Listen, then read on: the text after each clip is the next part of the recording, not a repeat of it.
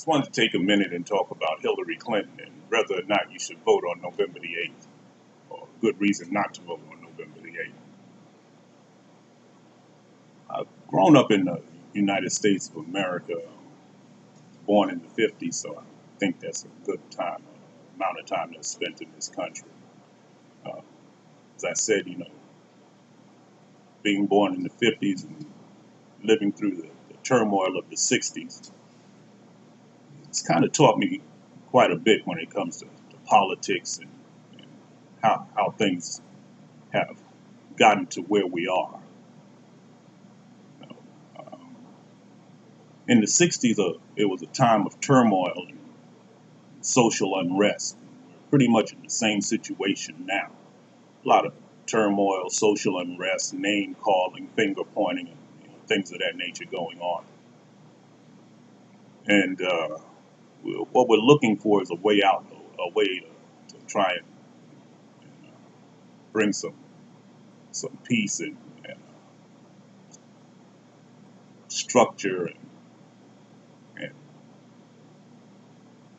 social togetherness or peace in the neighborhoods and the communities. So people are asking whether or not it's worth the time to vote, or what would be the best person to vote for, or whether or not they should vote for a third party. One thing's for sure, you can vote for a third party, but it's going to be one or two people that are going to occupy the White House. That's either Hillary Clinton or Mr. Trump. And through the 60s, they eliminated a lot of the competition, which left a void as far as strong political leaders. A lot of people didn't want the job. Who wants a job where you can get shot for even throwing your hat in the arena? John Kennedy was shot. His brother Robert Kennedy was shot. People wanted the other son, Ted Kennedy, to take the job, but he was a little leery, and you can't blame him for that. Martin Luther King was shot. Malcolm X was shot. A bunch of freedom riders, little young college kids, were shot. But it left people a little leery of going into politics. There were other ways to make a living, so people got a little scared to throw their hat in the arena. So we've had a couple of decent people that have cast their names or thrown their hat in the arena to try and straighten out some of the things that have gone wrong in this country. But some people say, well, Ronald Reagan was a great president. I may not agree with that, and a lot of people that don't. Now we're left with two choices, Mrs. Clinton and Mr. Trump. And they've spent a lot of time, a lot of money, trying to assassinate Mrs. Clinton, not with a bullet, but with pen and paper, or with cameras and bad talk, so to speak. Character assassination, not so much physical or assassination with a bullet or a bomb or anything like that. They spent a lot of time and money trying to make this woman look like a villain. Before it was when she was the governor in Arkansas, trying to make a run. Her and her husband were making a run at the White House. Mrs. Clinton's been in office for 30 years, and she's a career politician. No, Mrs. Clinton has never held office. She was never elected official until 2000, when she ran for the Senate and became a senator for New York. Other than that, she was just either the first lady of a state or the first lady of the United States. So she was never a so-called politician, a paid politician. She was never elected to any position.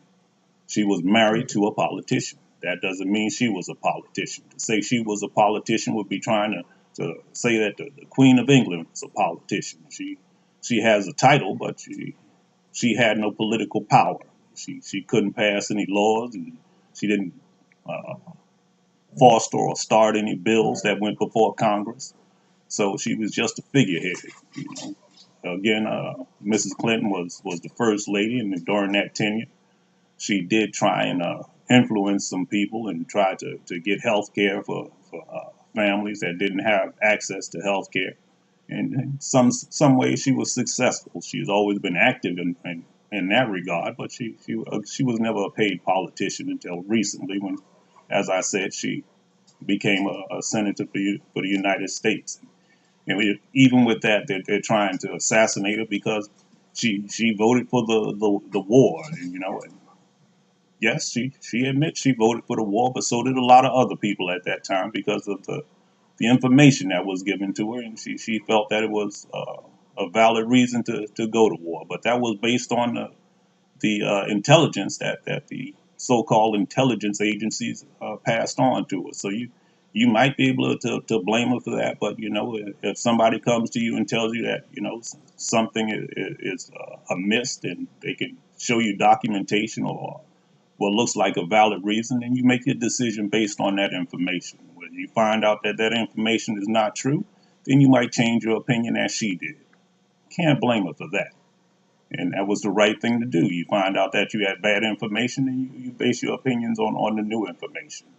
So, people want to blame her for that. People want to blame her for erasing these emails. If those emails that she erased was so top secret and classified, we should have seen some effect of it by now. There should have been another attack, or a base should have been overrun in the Middle East, or there should have been a big massacre or something based on this information, or something that would prove that the transmittal of those documents were critical to the security of the United States. But that hasn't happened. And as she mentioned before, and I did a little time in the military myself. In fact, I was in the Signal Corps, and I handled quite a few documents myself, which I can't go into detail because that might get myself in trouble. But things can get upgraded. Communications, when they're passed on to division headquarters or battalion headquarters, as they go up the chain of command, they can decide that this is for eyes only, or this should not be discussed any further by certain people. Then it's classified and is treated as such. So to say that she was passing certain information, that will be based upon what was determined after that information was transmitted back to the White House or to the Pentagon or whatever. So without knowing what documents were being discussed and not seeing them, that'd be hard to accuse her of something too, unless you actually saw the documents. And as I said, there doesn't seem to have been any kind of a bad outcome or an attack that came out of those so-called missing emails. And now they want to see the 30,000 missing emails. And if the server's been destroyed and the emails have been deleted, how are they going to find them? I'd like to know, but I know that they're wasting a lot of the taxpayers' money. The Congress and the Senate are standing around or sitting around looking for something that they can't find, and they've already spent years arguing over something that's been proven not to be worthwhile, when they could have been doing something that was worthwhile. The worst Congress in American history, and they're still fiddle farting around talking about Benghazi and missing emails. And if any of these people would have served in the military, they would know that the Secretary of State is not within the Defense Department chain of command. What I mean by that is simply this. Any soldier standing a guard post or pulling guard duty or in any kind of a combat situation knows that the Secretary of State cannot move troops. She can ask for some more troops, but that would have to come out of the Pentagon and the Defense Department. So if there was an attack and she felt she needed the Marine Corps or the Army or the Air Force, she would have to send a transmittal, and somebody wearing a uniform would have to decide that those troops could be moved. She could run down to the gate and ask for a man to move, but if he did, he could get court-martialed for leaving his post. So to say that Mrs. Clinton was guilty of a crime there, that's just being naive or ignorant, because she cannot move any troops, and most people that know anything about the military will tell you that. So that's a fallacy. What they're doing now is basically doing what happened in the 60s. They're trying to assassinate this woman, but not with a bullet. They're trying to assassinate her with the press, and a lot of people are falling for that. And it's not to our advantage to do that at this point in time or this point in history, uh, because what you're doing is you're going to leave yourselves with a person who is going to be in charge who has no knowledge of what the job curtails. So you can sit back and say, well, my vote doesn't count. It's not going to make a difference. Well, that's what happened to Al Gore. It came down to about 300 votes, and for every person that sat home that night, history could have been changed. If you just take the time to take 10 minutes out of your life, 15 minutes, an hour, whatever the case may be, once every 4 years to go down to the polls and cast a vote. That's what this country was based on. One man, one vote. At one point, it was only landowners that could vote. At one point, it was only white men that could vote. But people got out there and they protested and waved signs and some folks died just so that everybody could get the right to vote. First, women couldn't vote, and minorities couldn't vote, Native Americans couldn't vote, but now everybody has the right to vote. And out of respect for those people who fought and died, so that you can stand back and say, I'm not going to do that, and you're just disrespecting and not acknowledging the sacrifice that was made on your behalf.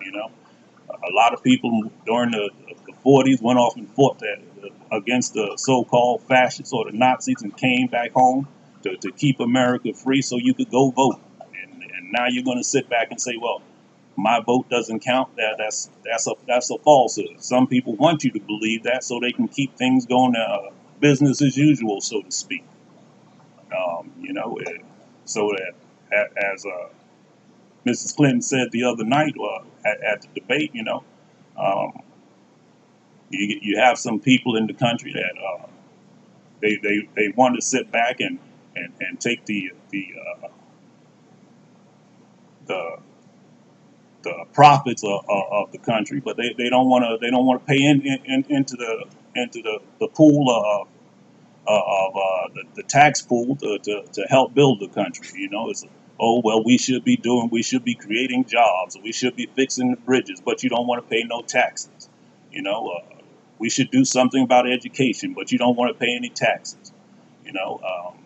You can go on and let that continue, or you can just take a couple of minutes out of your day to go vote. There's only one excuse for not going to the polls on November 8th and casting your vote.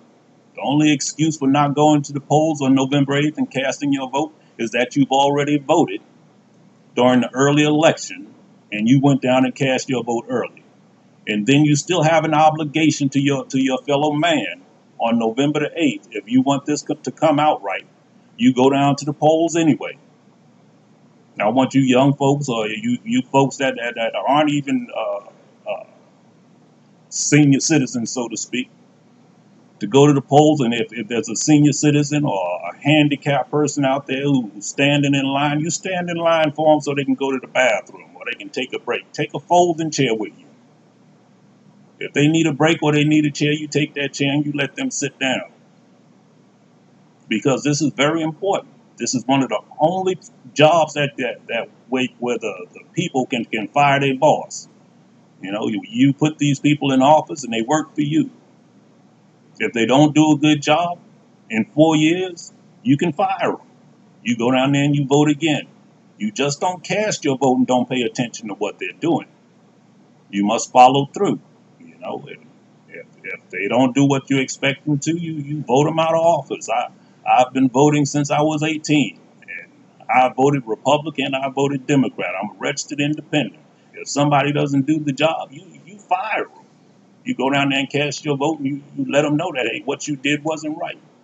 If they're in office and they're not doing the right thing, you make a phone call to their office or you write them a letter. You let them know that what they're doing is not what you elected them to do. But to sit back and think that your vote doesn't count is just a fallacy. People want you to feel that way so they can keep the people that they want in office so they can be back to business as usual. And that's not what this is about. That's the problem we have now. We got somebody who wants to be in office, but all he's worried about is business and the bottom line. You know, if this man was so worried about people, he would have gone to Louisiana when Louisiana was flooded. He's passing out Play-Doh. He should have been down there passing out drywall and mattresses and pumps so people could pump their basement out. You know, he's talking about we should be taking care of the infrastructure, but why would we build a pipeline from Canada all the way down to the Gulf Coast and not build emergency pumps in Louisiana to pump that water out of there so that the people down there won't get flooded out every year? That water could have been pumped to California so that the people in California, when the fires start, have water to put their houses out. There's so many things that we can do with our tax dollars other than fighting wars and giving tax breaks to the rich. We should be helping the people that need help. But yet this person is talking about he's going to get in office and make America great. If he was going to make America great, he'd have taken some assistance to those people instead of some Play-Doh. Now those are the things that you should be monitoring. You know, don't let somebody give you lip service. Look at what they do. It's their actions that they should be judged on. They've been trying to hang a lot of things around Mrs. Clinton's neck, but all they've been coming up with so far is lip service. You can accuse people of things, but when they found guilty, that's a different story. This woman has never been found guilty of anything. It's, she's been doing this for 30 years. No, she has not been doing this for 30 years. You know, a lot of people have been around for some time, but that doesn't mean they were in charge. You have to sit back and you have to search your own soul. You can't complain about what's going on if you're not willing to do anything to change your situation. What you need to do is sit back and make your own determination. You just don't go to church on Sunday and listen to what the minister says. You got a Bible in your hand you need to read for yourself, because on the final day, if you are a true believer, on the final day, I don't care if you're reading the Bible, the Quran, or the Torah, on the final day of judgment, you're going to be judged on what you did, not what the minister told you to do. Because you can read. So, don't sit back and let life pass you by, and then on the last day of your life say, well, I should have. This woman needs help. Your neighbors need help. Your children need help. What are you going to do to help? It only takes a couple of minutes out of your day, maybe every 2 years or every 4 years, depending upon which elections come up, to go and cast your ballot. So, the only excuse you have for not voting on November the 8th is that you already voted during early elections. And if that's the excuse you use, then that's a good excuse. But you did go vote.